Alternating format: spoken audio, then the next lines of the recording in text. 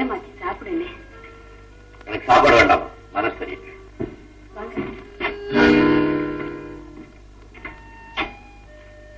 மீனா, உட்கார வச்சு சாப்பாடு போடு. புளிக்குழம்புன்னா ஒரு புடி பிடிப்பான். ஒரு புடி பிடிக்கத்தான் வந்திருக்கேன்னு சொல்லுங்க. நானும் அதுக்கு தயார்தான் சொல்லுமா. மீனா, இன்னைக்கு வயல்ல என்ன நடந்துச்சு தெரியுமா? அண்ணன் சொல்லுச்சு. அடேப்பா, உங்க அண்ணன் பெரிய ஜேம்ஸ் பாண்டா மாறிட்டான். அது யார் அவன்? ஜேம்ஸ் பாண்டா, இங்கிலீஷ் சண்டைக்காரன். அவங்களுக்கு கருப்பேன். நான் என்னைக்குமே சிலம்பு வீர சிதம்பரத்தோட மகன் தான். நீயே சொல்லு, நான் கட்ட போற ஃபேக்டரியோட பிளான் படி உங்க நிலம் இருக்கிற இடத்துல தான் என்ஜின் ரூம் வருது. அதனால என் ஆளுங்க அளவெடுக்க போயிருக்காங்க. உங்க அண்ணா அவங்க மேல வந்து குதிரை இருக்கான். நான் சொன்னேன், என் நண்பனுக்கு நாய் குணம், நான் கருதியா கத்துனாத்தான் அடங்குவான்னு. சரிதானே? அவன் சொன்னது சரிதான், நான் செஞ்சது சரிதான். மேற்கொண்டு நடக்க வேண்டியது என்னன்னு கேளுமா. அப்போ நாளைக்கே உன் நிலத்துல வேலையை ஆரம்பிச்சு சொல்லட்டுமா? ராஜா, என்ன மன்னிச்சிருப்பா. உனக்கு என் நிலம் எல்லாம் அப்படியே எடுத்துக்க, அப்படியே வச்சிரு. ஆனா அதை அழிக்க மட்டும் நான் விட மாட்டேன். ஏண்டா, என் திட்டத்தை பத்தி அன்னைக்கு நான் உங்ககிட்ட சொல்லல? நீ சொன்னதை நான் பேசாம கேட்டுக்கிட்டு இருந்தேனே தவிர சரின்னு ஒரு வார்த்தை சொன்ன. ராஜா, நீயே யோசனை பண்ணி பாரு. 3 போக விளைகிற பூமி அழிச்சிட்டு ஆற கட்டணும்னு சொல்றியே, அது எம்பிட்டு நட்டா ராஜா?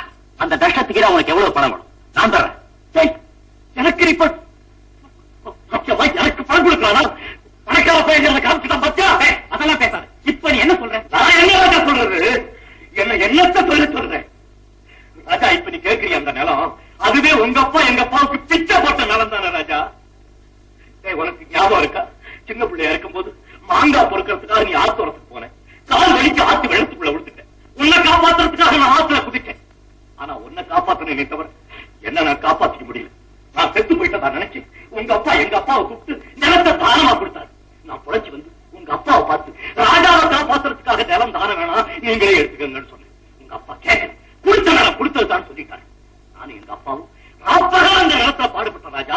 எங்க அப்பா அந்த நிலத்தை ரத்தத்தை சுத்தி உயிரை விட்டார் ராஜா, உயிரை விட்டாரு. ராஜா, நான் தான் ஒண்ணு கேட்கிறேன்.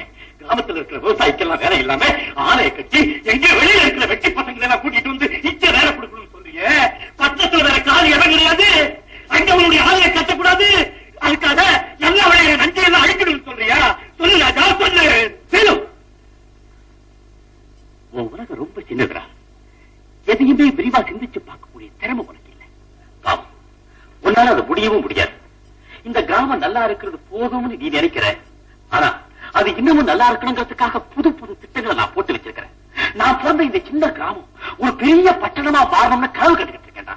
புதுமைகளுக்கு ஆரம்பத்துல வரவே பிற்காலதான். ஆனா போக போக நீயே உணர்வு. ஒரு காரியத்தின் முடிவுலதான்டா அதனுடைய பலனே தெரியும். வேலு, இந்த சின்ன விஷயத்துக்காக உனக்கு எனக்கு விரோதம் ஏற்பட வேண்டாம் ராஜா.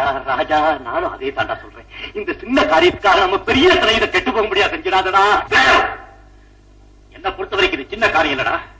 அமெரிக்காவில் நான் படிச்சுக்கிட்டே கண்ட கனவு போட்ட திட்டம், அதை நான் நிறைவேற்றிருக்கேன். செய் ராஜா. அந்த நிலத்து மேல நான் என் உயிரை வச்சிருக்கேன். முதல்ல என்ன பெரிய அழைச்சி பார்க்கிறேன். சும்மா பார்த்தா சொல்றதுக்கு நீயே மீனா, நல்லது கெட்டது ரெண்டுக்குமே ஒரு முடிவு இருக்கத்தான் செய்யும் போது நடக்கிறது நடக்கிறது.